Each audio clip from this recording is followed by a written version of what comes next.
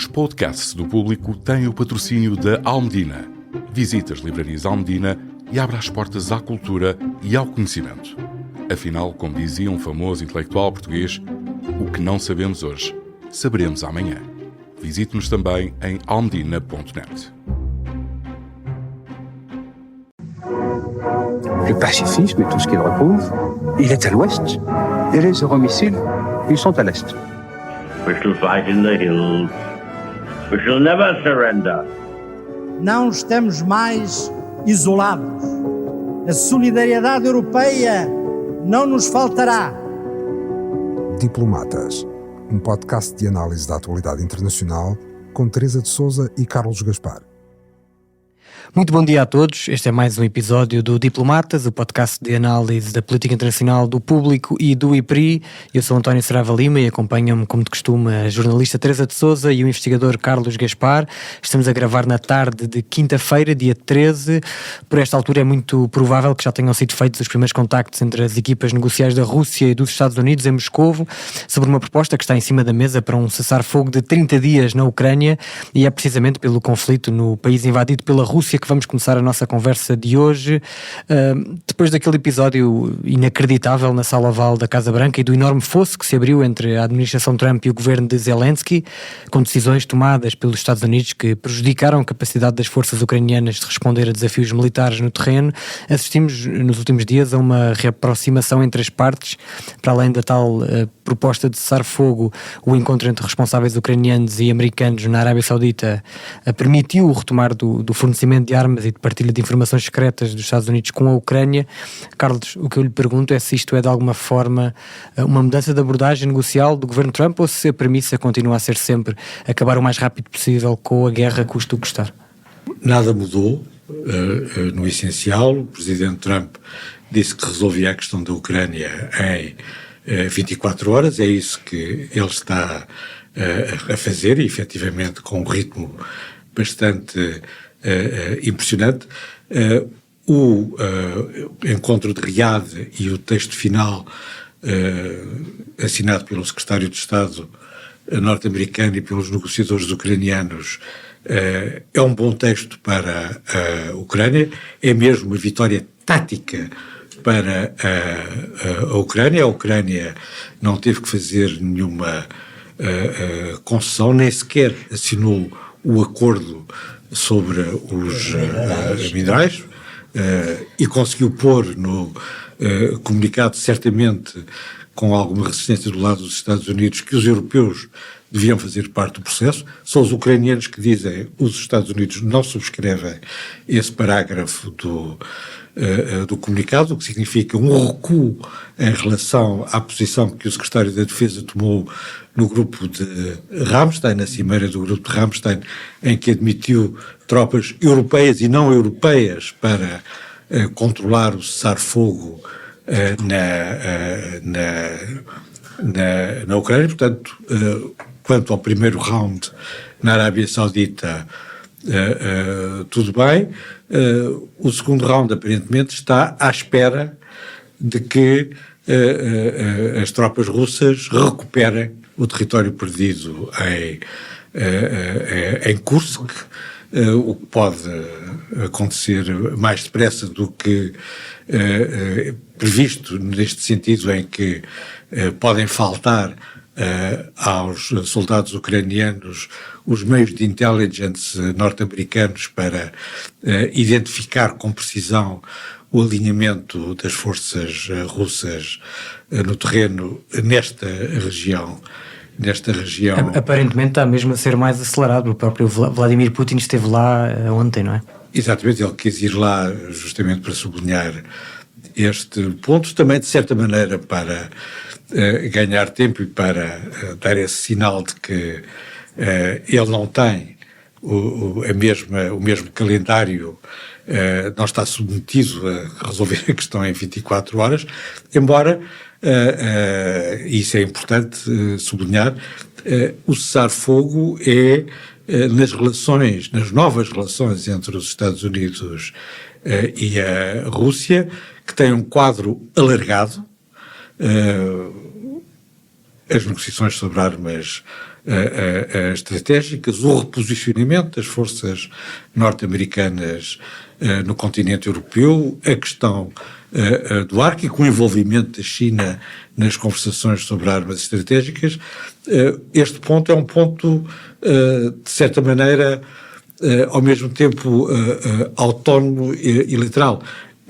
Entregar a Ucrânia é aquilo que o presidente Trump tem para dar ao presidente Putin para conseguir o acordo mais geral. E aí também, na minha opinião, nada mudou.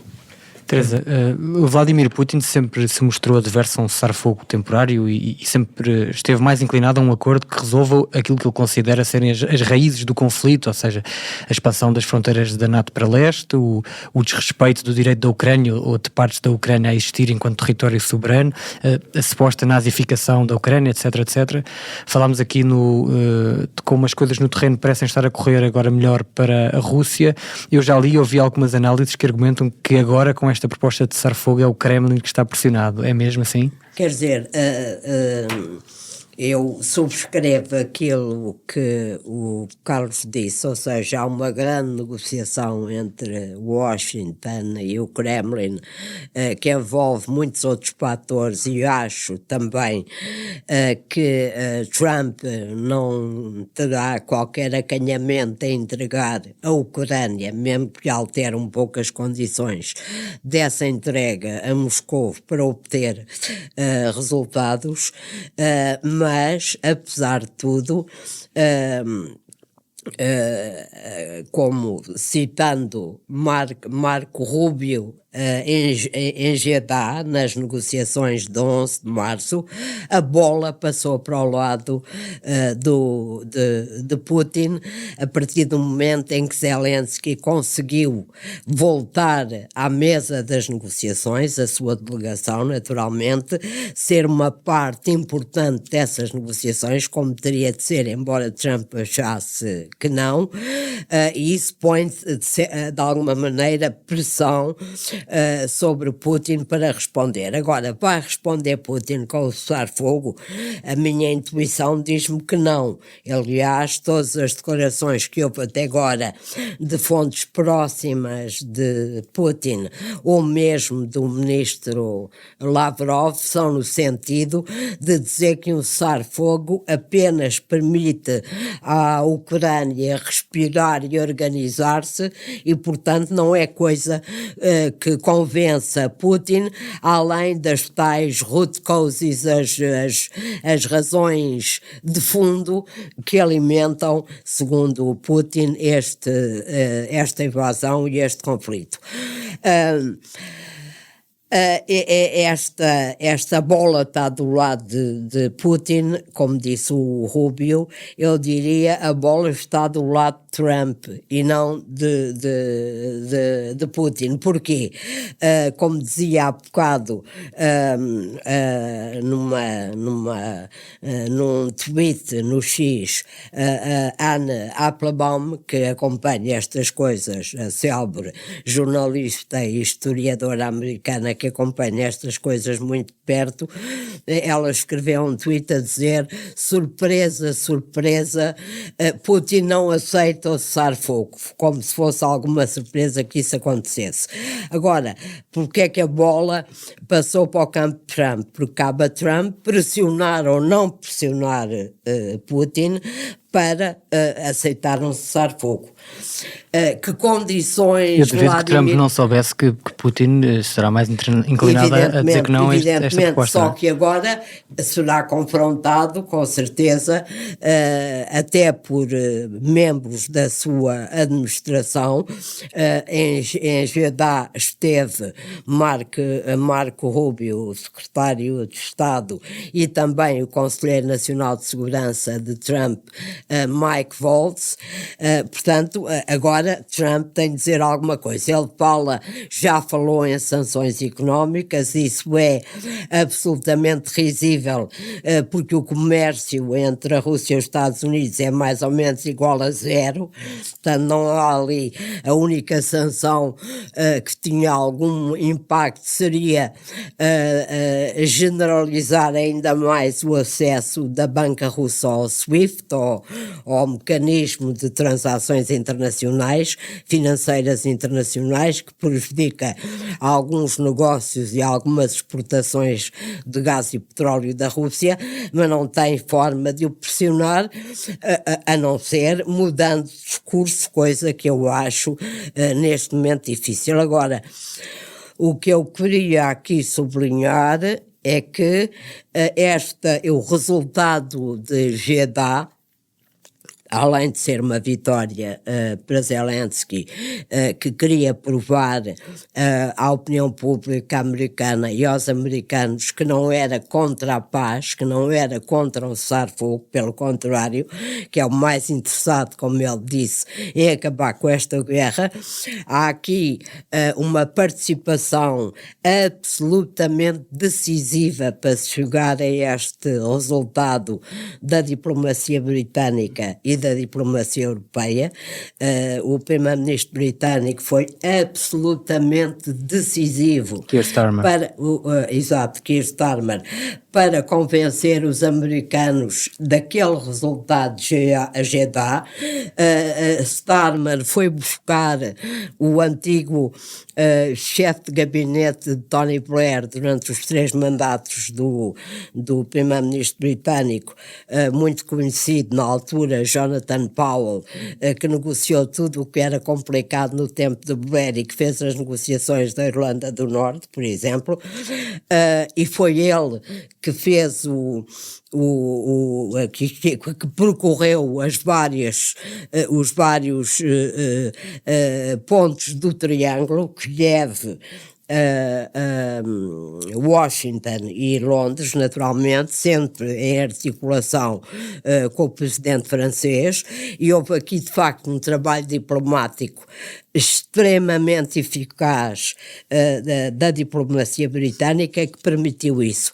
Até que ponto este esforço extremamente eficaz, com bons resultados da diplomacia britânica, com o apoio europeu, naturalmente, vai continuar a poder criar alguns bons resultados durante o cessar-fogo, e quando se falar das negociações de paz, é uma enorme interrogação, porque Trump tem um objetivo, pode ceder aqui ou ali aparentemente, não creio que vá abandonar esse objetivo, e hoje a Rússia voltou a colocar em cima da mesa as suas condições para negociar a paz, não para um cessar-fogo, mas para negociar a paz, e essas condições são absolutamente inaceitáveis, quer pela Europa, quer pela Ucrânia.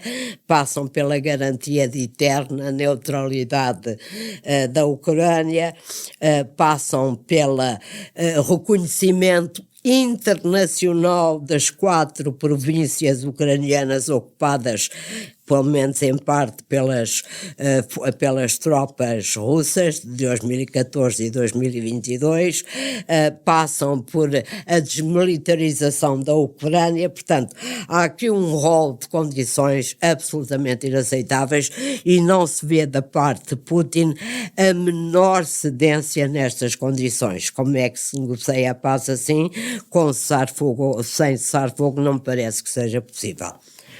Carlos, sim, força. Para a Rússia, para o presidente Putin, o essencial é fazer deste processo um Minsk III.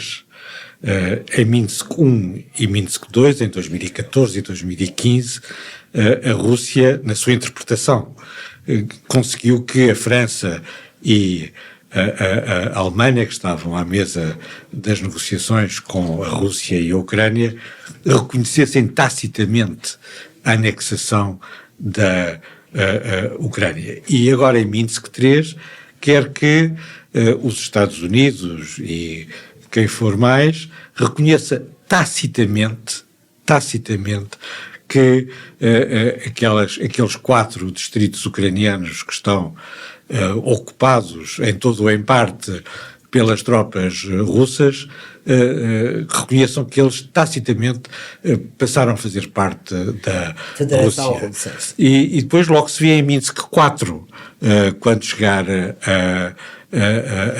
à altura. É isso que é o objetivo e, de certa maneira, o próprio processo das conversações cria factos consumados e a opinião está, incluindo na própria Ucrânia, a habituar-se à ideia de que vai haver cedências territoriais, e as cedências territoriais, à partida, só podem ser cada um fica onde está. E daí a importância de reconquistar os territórios em Kursk. É esse que se está a criar com o processo negocial e depois logo se vê. Só queria acrescentar que quando olhamos, interpretamos o que vai na cabeça do presidente Putin, não nos podemos esquecer que ele em Minsk, como estava a dizer o Carlos, em 2014 e 2015 aceitou fazer uma pausa e depois invadiu a Ucrânia. É evidente. Portanto, o presidente Putin tem uma estratégia de longo prazo que pode perfeitamente parar, muito bem conhecida, que é alargar a esfera de influência da Rússia não só às antigas repúblicas soviéticas, é bom que a gente nunca se esqueça disso, ou seja, à Moldova, à Ucrânia, aos próprios bálticos, mas também nessa sua estratégia tem em perspectiva a Europa Central e de Leste, que hoje é membro da NATO e é membro da União Europeia.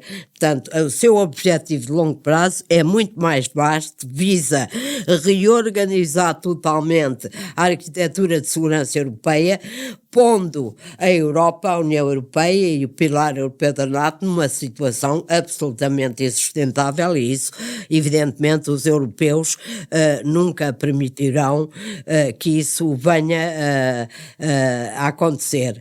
Portanto, é bom também levar isto em conta quando se olha para o comportamento de Putin e o que ele pode fazer nos próximos dias, meses. Desse ponto de vista é muito mais previsível do que Donald Trump, não é, Carlos? De certa maneira, tem objetivos claros, precisos e um método relativamente redundante. E tem uma conjuntura excepcional que ele não quer certamente pôr em causa, que é a possibilidade de executar uma estratégia paralela à estratégia do presidente Trump de pôr fim à União Europeia e de impedir o rearmamento europeu. E isso é, de certa maneira, o que está em causa nestas conversações na frente regional europeia. E não apenas a anexação dos territórios. Muito bem, passando agora a outro dos temas quentes da semana, a resposta da Comissão Europeia às tarifas de 25% impostas pelos Estados Unidos sobre o aço e o alumínio. Os produtos escolhidos pela União Europeia para serem taxados valem mais pelo seu poder simbólico do que pela dimensão do impacto económico infligido aos Estados Unidos. Nós estamos a falar de produtos como as motas Harley Davidson, whisky, calças de ganga, manteiga de amendoim, tudo isto num valor total de 26 mil milhões de euros.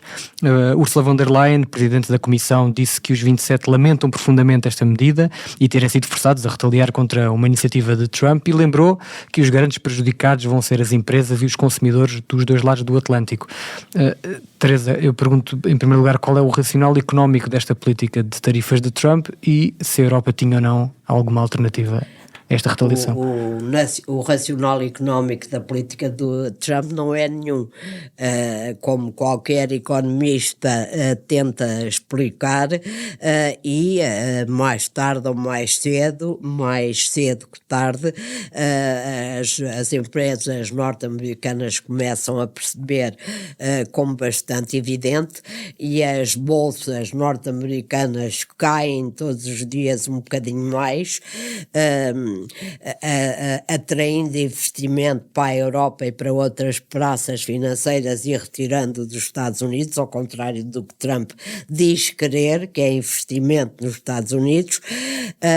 Ainda por cima o aço e o alumínio, que não são produzidos na América, como normalmente não são produzidos em muitas economias muito desenvolvidas, são absolutamente fundamentais para a indústria norte-americana, desde, como escrevia um analista económico ontem, desde as latas da sopa Campbell até aos Boeing 747, portanto é absolutamente geral. Agora, qual é o racional desta política? Não há racional nenhum. Depois de ter sido, durante os anos de Biden, na recuperação da pandemia, a economia que fazia inveja ao mundo inteiro, a economia americana, graças ao seu ritmo de crescimento verdadeiramente chinês, entre aspas, hoje as previsões são para o risco de uma recessão. Aqui o racional com que ainda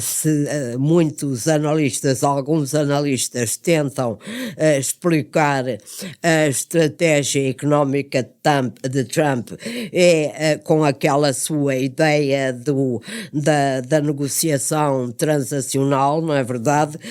Eu pressiono, encosto o adversário à parede e depois ele cede e eu cedo também. Ora, acontece que não tem sido exatamente o resultado dessa estratégia. A Europa pode se inspirar bastante, e vai se inspirar, creio eu, já se está a inspirar na reação do Canadá e até do México, mas sobretudo do Canadá, que foi a reação justamente de retaliar e não ter medo de retaliar e nunca ceder. E o que é facto é que de 15 em 15 dias Trump anuncia tarifas às importações canadianas para a suspender na meia hora seguinte. Portanto, mesmo esta política das tarifas não tem qualquer continuidade. Ele anuncia as tarifas, recua nas tarifas, volta a anunciar tarifas, volta a recuar nas tarifas. Portanto, há aqui um comportamento que não augura nada de bom para a economia americana. Eu só queria sublinhar o seguinte: o poder da economia americana no mundo não foi só até hoje o poder das suas empresas, da sua capacidade de inovação, do seu mercado, que era considerado um mercado de último recurso para a economia mundial, onde digamos, se havia crise, o mercado americano ajudava a atenuar essas crises globais, sempre foi assim. A economia americana era também, a força da economia americana era também o resultado da cultura norte-americana, da política norte-americana. Comprar americano era uma coisa que toda a gente queria no mundo. Copiar os americanos era uma coisa que muita gente queria no mundo, e para a América também, naturalmente, chegar à América para realizar o sonho americano. Tudo isto está na base da força da América, e é isto que Trump está a destruir sistematicamente, anunciando ou reconhecendo que há, como o Carlos tem dito aqui várias vezes, um declínio da economia, cada vez mais acelerado da economia americana, que ele resolveu que vai inverter por métodos que apenas o vão agravar. É esse o problema das tarifas.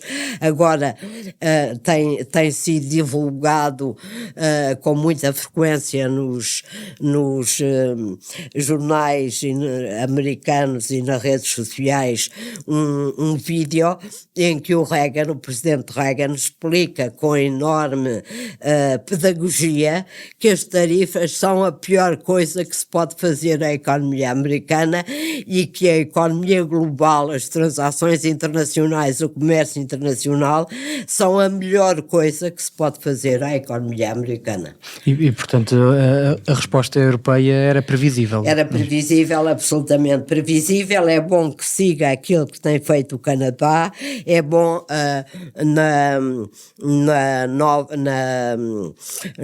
no número da Economist que vai para a rua amanhã, mas que já está nos nossos computadores. Há um artigo que eu ainda não li totalmente, mas com um título muito apetecível, que é a Europa para lidar com Trump a nível económico, a nível político, a nível da guerra na Ucrânia, só tem uma estratégia: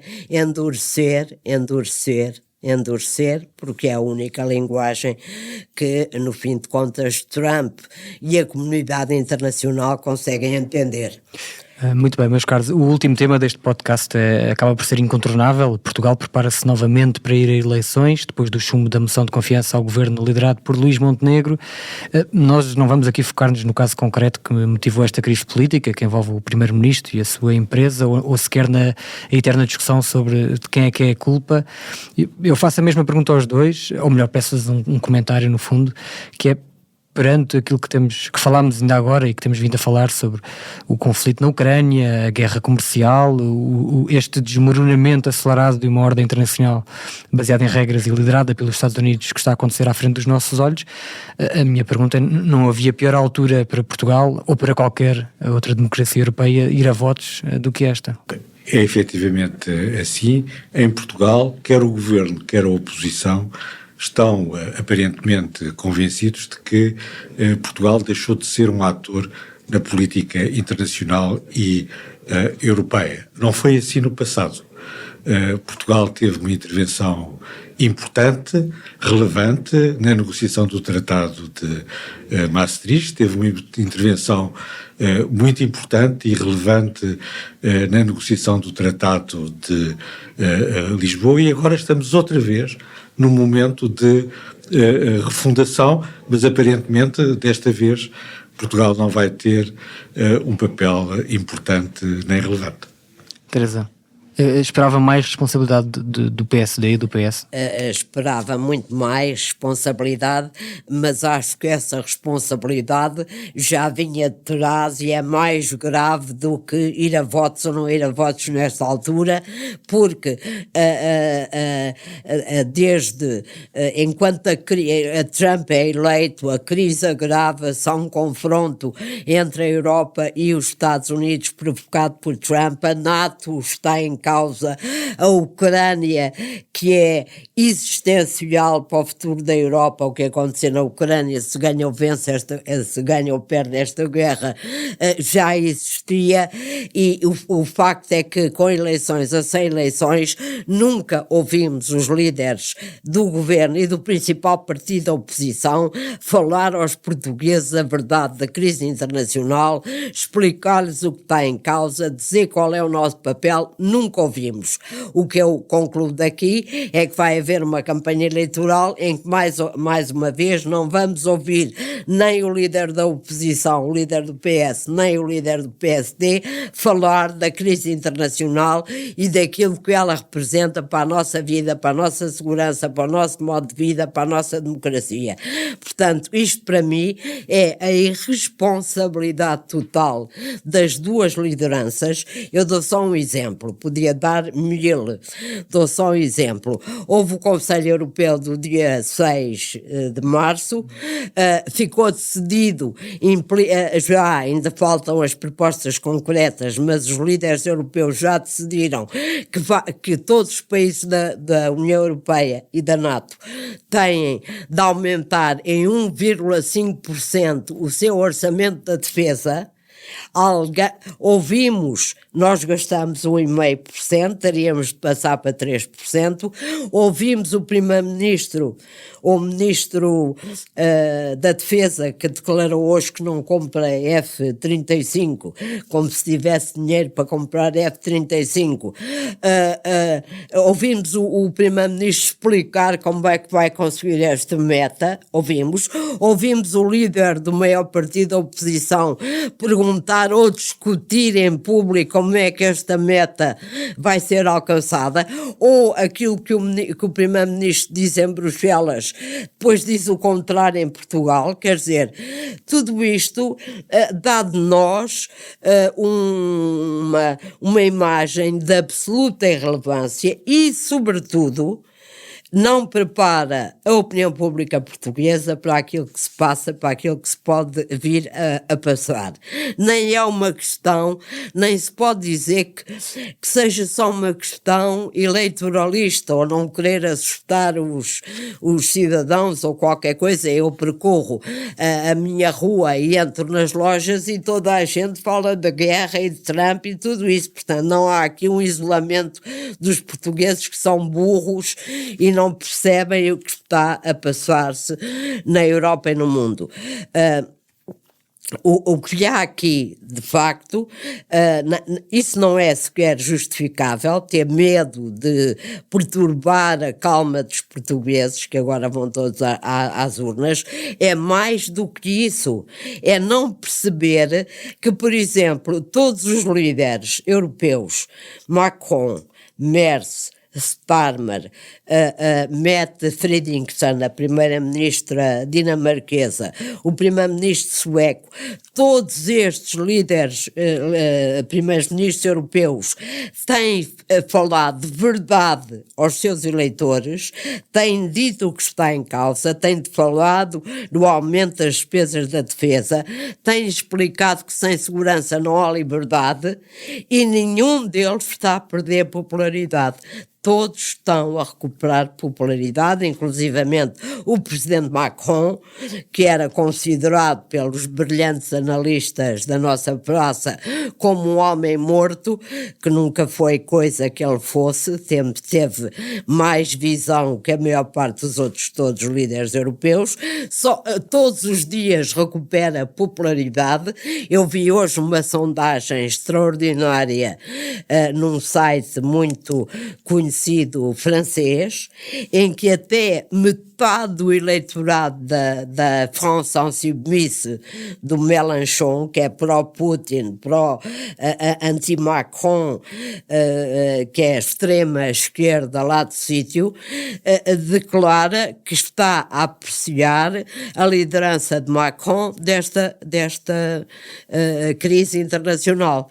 Quer dizer, e os nossos líderes ou não sabem, ou não querem, ou nem sequer percebem que o povo português é tão maduro como qualquer outro povo e que pode perfeitamente perceber aquilo que está em causa. Carlos, deixa-me só perguntar-lhe, tendo em conta que há algumas decisões que vão ser tomadas nos próximos tempos, a nível europeu e em questões de defesa, existe algum risco de Portugal tendo um governo de gestão, existe algum risco para Portugal? Tem que haver qualquer Ou seja, que seja... é só o estar fora dos centros de decisão e de participar em qualquer que seja medida? O quadro, governo de gestão ou governo com plenos poderes, é indispensável que haja um consenso alargado entre as instituições e entre os dois maiores partidos, pelo menos entre os dois maiores partidos, para definir qual é a posição de Portugal, quais são os objetivos de Portugal, o que é que Portugal vai decidir neste processo de reconstrução da Europa. É isso que é preciso fazer, qualquer que seja o estatuto do governo. Foi sempre assim no passado, em Maastricht, no Tratado de Lisboa, houve um consenso sólido, alargado, aos principais partidos democráticos, que permitiu uma intervenção efetiva, porque a unidade interna, a unidade política interna, este consenso alargado é uma condição da capacidade de intervenção política de Portugal no Conselho Europeu, no Conselho do Atlântico Norte e nas relações bilaterais que neste momento têm também uma posição, um lugar fundamental. Muito bem, meus caros, chegamos ao fim do nosso tempo. Muito obrigado pelos vossos comentários e pela vossa companhia. Obrigado também a quem nos ouve desse lado. Não se esqueçam de avaliar, de subscrever, de comentar e de recomendar o podcast Diplomatas. Nós voltamos para a próxima semana com mais um episódio sobre a atualidade política internacional. Até lá.